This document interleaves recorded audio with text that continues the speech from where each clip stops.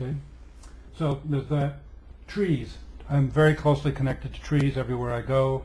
Some of you know that, and there we are. Here's Iao, Maui.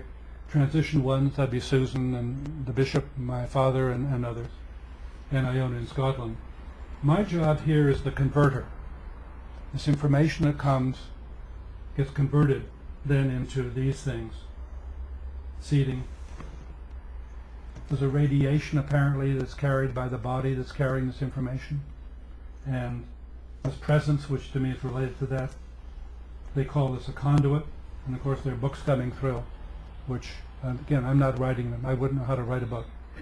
But I can channel them very easily if somebody wants a book channel. They just, 5 weeks for a book? I can't believe it. I still don't believe it. So I live in this strange quandary, if you wish. It's actually quite wonderful, between being here and being here. And yet my job is here.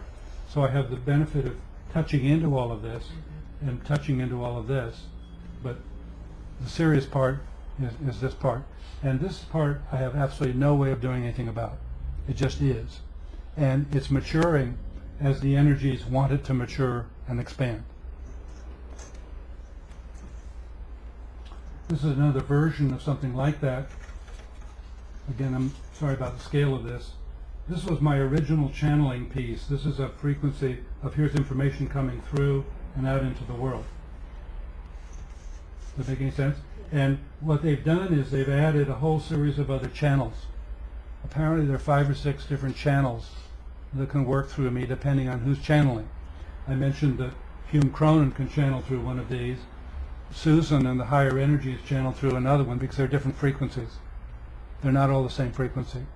And apparently that differentiation as you approach them is incredibly important, or you haven't turned on the right valve, if that makes any sense.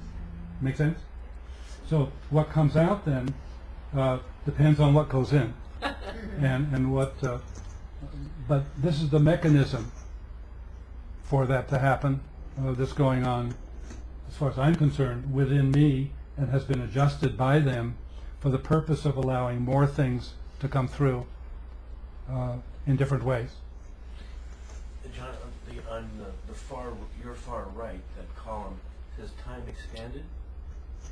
Yes, thank you. They have taken it to expand time backward and forward in time and widened it, so they've done both. And so that allows the channeling to cover a wider range of time backward and forward. And so they've done that. I haven't. I wouldn't have any idea how to do it. But they're very insistent that we recognize that this can be done. It's manipulated essentially by the energies. I don't know if we'll get to that. And the time you're talking about is what? Present time or past time? Or? Both. Past and present. Why don't you hold that question? Let me just finish up, and then we can almost finish up. This is one that you will see a lot of from me. Please don't look at that one yet. Okay, go ahead. Look at it.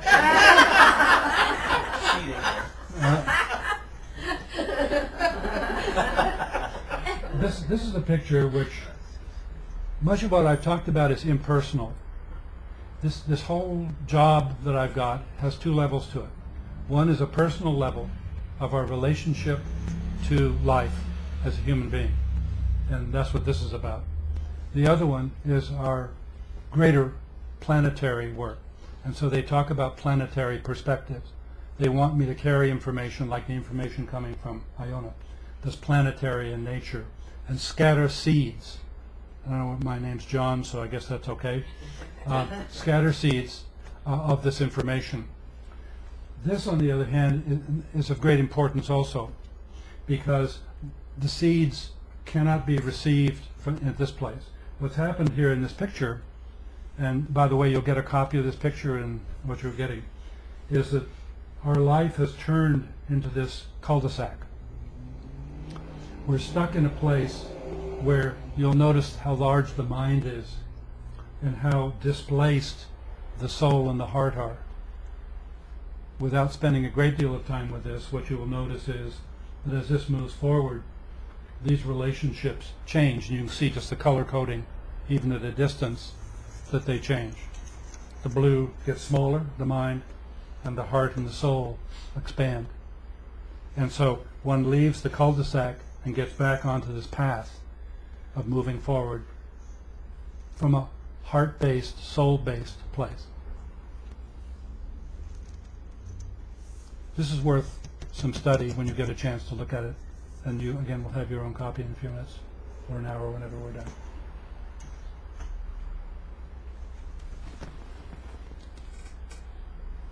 I think you can read this, but if you can't, Reawakening to Ancient Truths. We talked about those in terms of what's going on primarily from Iona, different levels. Nature, cycles. They're very interested in the fact that human beings don't pay any attention to cycles. I mean, women are a living example of this, the ultimate cycle, I guess. And yet, how do we get rid of that? We don't want to be bothered with it, blah, blah, blah, blah. But anyway, cycles. Balance.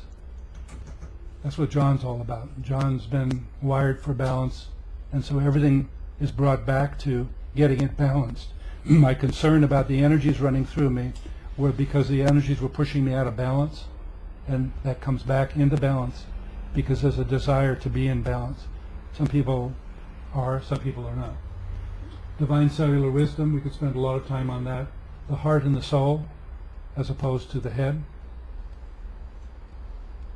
Subordination of self to something greater. This almost sounds religious. It is not about religion. It's about the energetics of the way life works, as it's been given to me through this channeling process.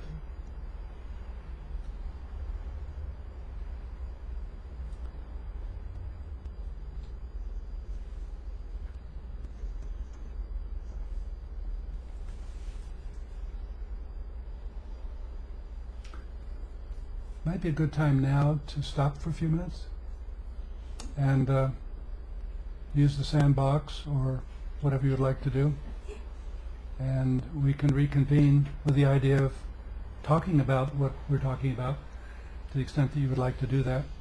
And I probably have 5,000 or 10,000 pages of material I've channeled. It's incredible. Most of it will never be out in the world. The only point why I bring that up now is that what wants to come through is endless. What wants to speak through all of us, including all of you, is absolutely amazing.